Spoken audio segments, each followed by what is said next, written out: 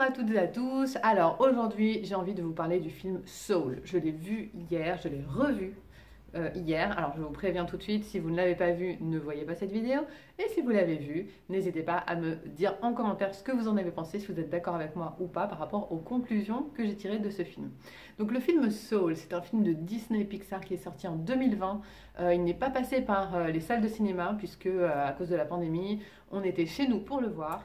C'est l'histoire d'un pianiste, enfin d'un professeur de musique, je dirais la quarantaine. Ils ne nous disent pas l'âge exactement, il me semble, dans le film.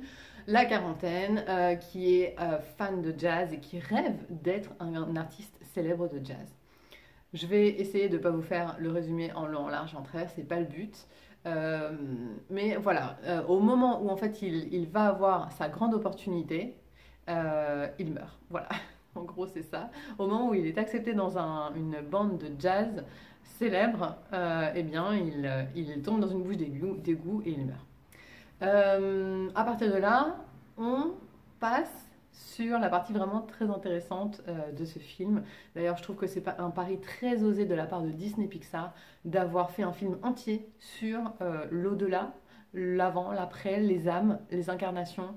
Voilà, il y a vraiment des réflexions très profondes dans ce film et pour moi, il représente bien l'image que je me fais en fait de ce qu'il y a avant et après. Voilà. Donc, vraiment, je vous encourage à le voir si vous ne l'avez pas vu et si vous l'avez vu, je pense que ça vous a marqué comme moi, surtout si vous êtes sur mon compte Éveil Spirituel, je pense qu'on parle tous de la même chose. Et donc, vraiment, j'ai trouvé ça super joli et très très bien fait. Les couleurs sont magnifiques et voilà, l'image qu'il donne de l'avant, alors l'après on ne le voit pas, mais on voit l'avant, ça résonne en moi, ça a vraiment beaucoup résonné, donc vous me direz si c'est votre cas. J'en profite pour vous dire à partir de maintenant, comme je vais faire pas mal de vidéos, j'ai créé donc un canal YouTube Éveil Spirituel, donc n'hésitez pas à aller vous souscrire.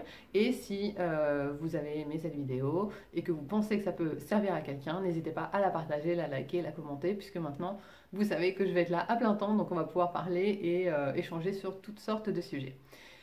Pour revenir au film, un pari osé de la part de Disney Pixar, je crois même que quand le film est sorti, les chrétiens, enfin certaines personnes ont traité ce film de satanique. Mais bon, on va rester en dehors de la polémique. Le but, c'est vraiment de vous donner un petit peu les clés du message que j'ai reçu moi à travers ce film. Alors, j'ai pris quelques notes.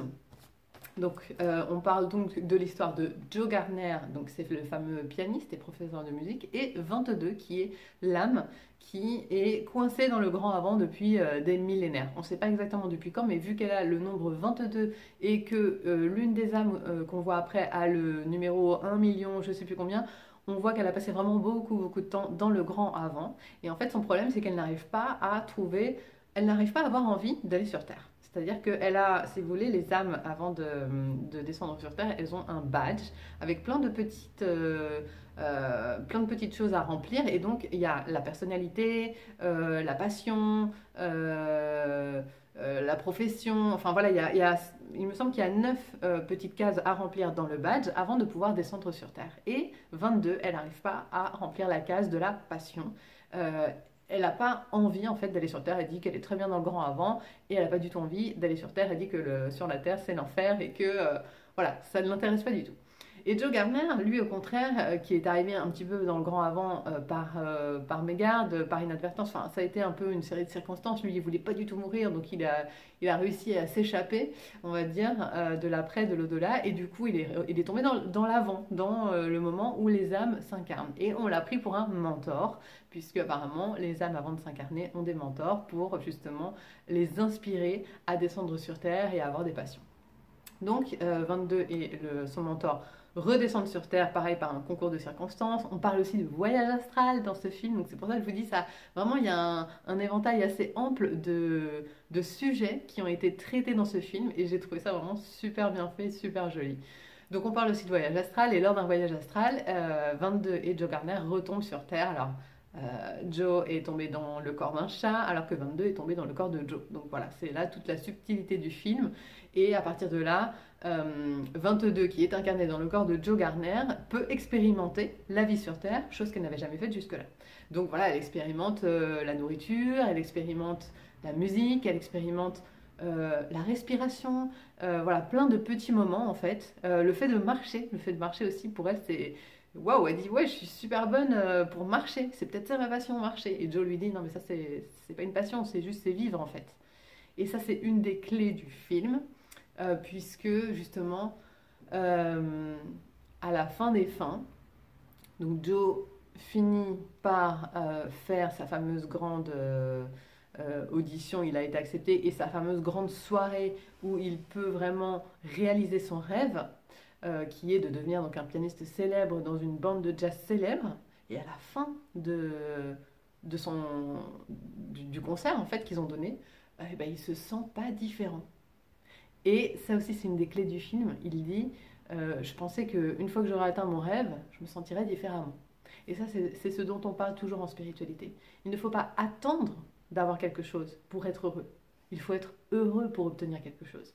Donc en fait, c'est vraiment prendre les choses à l'envers. Et c'est ce qui lui arrive à Joe Garner une fois qu'il a fait son grand concert, qu'il fait vraiment partie des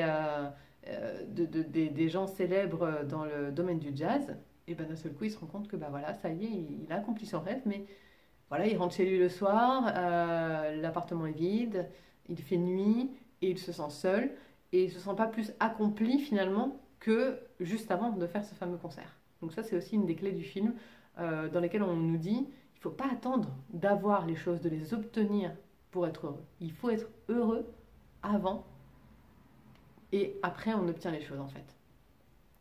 Donc pour en revenir à Joe Garner, une fois qu'il a fait donc son concert, 22 est remonté, ça c'est vraiment la fin du film, hein. Je le fais en résumé, je ne veux pas passer non plus trop de temps en vidéo parce que je sais que on a tous des agendas débordés et mon but c'est vraiment de vous faire des petits résumés, des petites pilules comme ça, des petites vidéos dans lesquelles vous allez pouvoir avoir les conclusions assez rapidement, d'accord? Et je ne vais pas y passer une demi-heure tous les jours parce qu'on n'a pas forcément tous une demi-heure à passer tous les jours à écouter quelqu'un, même si c'est très intéressant. Donc 22, lorsqu'elle remonte en fait dans l'avant, dans le grand avant, elle est déçue parce qu'elle aurait voulu expérimenter plus et elle n'a pas découvert sa passion. Voilà, elle aime la musique, elle aime plein de choses, mais elle n'a pas découvert vraiment le truc, vraiment sa passion, son objectif dans la vie, etc. Deuxième clé du film, c'est justement quand Joe, comme mentor, parle avec un des chefs, on va dire, du grand avant, ils s'appellent tous Jerry, et il lui dit, voilà, 22 n'a pas trouvé sa passion, donc elle va pas pouvoir descendre sur Terre. Et Jerry lui dit, mais pourquoi les mentors, vous avez toujours l'idée fixe qu'on doit avoir une passion pour aller vivre? Pourquoi il y aurait forcément un but, un objectif, une passion avant de pouvoir vivre? Et ça, c'est une des clés également, puisqu'en fait, ce qu'on nous dit, c'est que oui, on peut avoir des passions, mais il n'y a pas besoin d'avoir une passion pour vivre et pour profiter de la vie. D'accord? Et justement, à la fin des fins, quand Joe donc est en train d'écrire, de composer une chanson pour se connecter un petit peu avec à faire un voyage astral en fait, pendant qu'il est en train de créer de la musique. Et il essaye d'aller voir 22 en fait pour parler avec elle. Parce qu'il veut lui dire justement en fait t'as pas besoin d'avoir une passion pour vivre. En fait tu as juste besoin d'avoir envie de vivre pour aller vivre sur Terre. Quand il se connecte justement c'est ça, il a un flash où il repense à tous les moments de sa vie où il a été heureux et peut-être qu'il ne s'en rendait même pas compte. On le voit avec les pieds dans l'eau, on le voit en train de jouer du piano avec son père, on le voit en train de manger une pizza ou un gâteau, je sais plus. On le voit en train de rire avec des amis. Voilà, tous ces petits moments-là qui ont composé sa vie, c'était des moments de bonheur et c'était ça la vie en fait. Il n'y avait pas besoin d'être un grand pianiste, il n'y avait pas besoin d'être quelqu'un de célèbre pour être heureux. En fait, le message final, c'est pour vivre, il faut juste avoir envie d'expérimenter et de profiter de chaque instant. Et d'ailleurs, à la fin des fins, alors je vous ai fait un résumé vraiment, j'espère que vous l'avez vu, je pense que oui. À la fin des fins, quand Joe Garner a l'ultime opportunité de revivre, parce que bon, alors un coup il meurt, un coup il revit, dans le corps d'un autre, après il remeurt. Voilà, c'est pour ça que c'est compliqué, mais bon, si vous l'avez vu, vous savez de quoi je parle. À la fin des fins, quand il lui redonne la possibilité de vivre, c'est à ce moment-là où vraiment il commence sa deuxième vie. C'est ce qu'on dit toujours, notre deuxième vie commence quand on se rend compte qu'on n'en a qu'une, parce que c'est là où il sort il respire, il voit le soleil, il voit les feuilles qui volent dans les airs, etc. Et c'est à ce moment-là qu'il se rend compte que la vie vaut la peine d'être vécue à chaque seconde. Juste en petit bonus, je voulais vous dire, il y a un passage qui m'a beaucoup plu et je ne l'ai pas retrouvé sur internet, j'ai pas retrouvé de commentaires. C'est à un moment donné, je crois que c'est un peu plus de la moitié du film, Perry, donc c'est le méchant on va dire, qui essaye de retrouver Joe Garner, parle avec le garçon qui vient de sortir du salon de coiffure et le garçon est en train de manger un paquet de chips.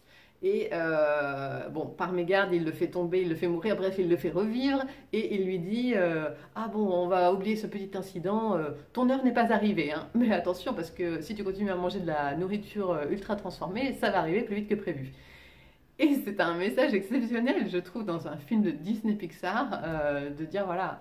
En plus, il le dit 2 fois, il lui dit attention, hein, si tu continues comme ça, tu vas vraiment mourir plus vite si tu continues à manger de la nourriture ultra transformée.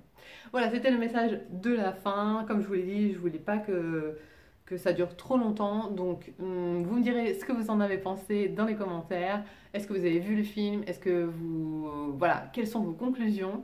Merci de m'avoir suivi et n'hésitez pas à me suivre, à vous souscrire sur YouTube, sur Instagram et on se revoit dans de prochaines vidéos. Gros bisous à tous!